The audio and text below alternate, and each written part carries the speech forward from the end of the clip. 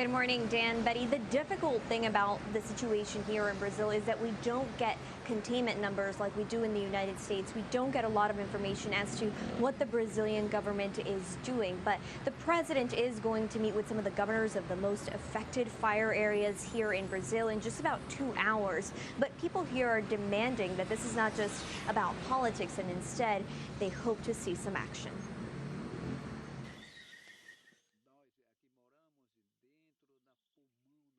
Amazônia, né? Porque essa Amazônia traz saúde para a gente, né?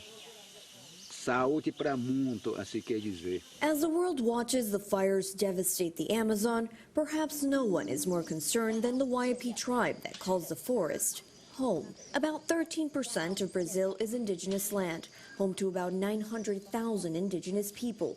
And that land, which supplies 20% of the world's oxygen, is exactly what's under threat by miners, farmers, and increasing fires. Millions of dollars have been pledged from around the world to help fight these fires, including a $20 million donation pledged at the G7 summit. Many countries indeed have been affected, so we know how dramatic this is for the countries, but for humanity as a whole. But Tuesday morning, following several days of spats between French President Emmanuel Macron and Brazil's leader Jair Bolsonaro, Brazil announced they will not be accepting the money. Bolsonaro's chief of staff said the money would be better spent reforesting Europe. A presidential spokesman told journalists Monday that Bolsonaro could possibly visit one of the affected regions later this week.